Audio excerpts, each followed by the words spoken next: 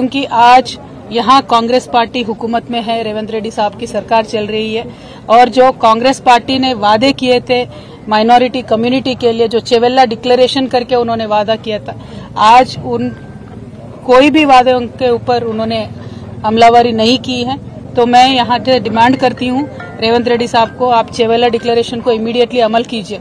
आप पे कोई भरोसा नहीं करने वाला था, इसीलिए आप लगातार गांधी फैमिली को तेलंगाना पे लाते रहे और उनके भरोसे पे थोड़े यहाँ पे लोग भी आपको वोट दिए। और माइनॉरिटी डिक्लेरेशन अब जब कर रहे थे तब सलमान खुर्शीद साहब को भी लेके आके आपने माइनॉरिटी डिक्लेरेशन का पूरा ओपन करके दिया था, लेकिन जितने भी उसमें वादे हैं वो एक भी आपने आज तक अमल नहीं किया। आपने बजट के बारे में बात किया, जो माइनॉरिटीज को, मुसलमानों को इस बार बजट में दिए उसमें 4% भी आज तक आपने खर्च नहीं किया। और जो आप ये अलगा व्यवहार माइनॉरिटी कम्युनिटी से कर रहे हैं, हम इस पे बिल्कुल भी खुश नहीं है, या माइनॉरिटीज भी खुश नहीं है। तो मैं आपसे यही डिमांड करती हूँ कि इमीडिएटली आप माइनॉरिटीज के जितने भी वादे हैं वो निभाइए। इस साल का बजट आपने 3000 करोड़ दिया है, लेकिन खर्च सिर्फ 700 करोड़ आपने किया है।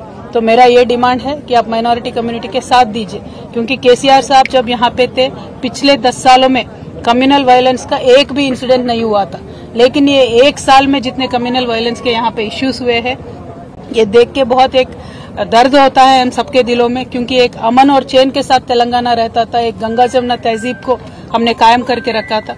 लेकिन जब से रेवंत रेड्डी साहब आए हैं, ये तो कम्युनल वायलेंस पे ना ध्यान दे रहे हैं, ना मुसलमानों के तरक्की पे ध्यान दे रहे हैं, ना हिंदुओं के तरक्की पे ध्यान दे रहे हैं। इसीलिए मुझे लगता है जो जिस उनका व्यवहार है, उनका बर्ताव है, मुझे तो लगता है कि उनके रूट्स सारे आरएसएस में है, इसीलिए एक डिफरेंशियल ट्रीटमेंट ये दे रहे हैं, ऐसा मुझे लगता है। तो I will say that mister Revanth Reddy ji, आप अभी फोकस करिए माइनॉरिटी से इश्यूज पे, स्पेशली माइनॉरिटी वुमेन के लिए आपने जो प्रॉमिस किया था कि 1,60,000 देंगे कल्याण लक्ष्मी का, आप वो दीजिए। उसके साथ साथ आप सोना भी देने वाले थे, 1 तोला सोना भी देने वाले थे, वो दीजिए। पढ़ाई के वास्ते जो टिम्रिस के हमने स्कूल कायम करके रखे थे, आज उनका क्वालिटी देख के तो बहुत ही डर लग रहा है। आप क्वालिटी अच्छा बना के टिम्रिस को चलाइए। तालीम के वास्ते, माइनॉरिटी बच्चों के तालीम के वास्ते आप जोर दीजिए, रिव्यू कीजिए, और जॉब्स में सब चीजों में भी माइनॉरिटीज को आप आगे फुट में रखिए। ये हमारा डिमांड है। और रेवंत रेड्डी साहब का मैं यही कहना चाहती हूँ कि निजामाबाद में बहुत ही ज्यादा पॉपुलेशन है माइनॉरिटीज का, हैदराबाद के बाद बिगेस्ट पॉपुलेशन निजामाबाद में है।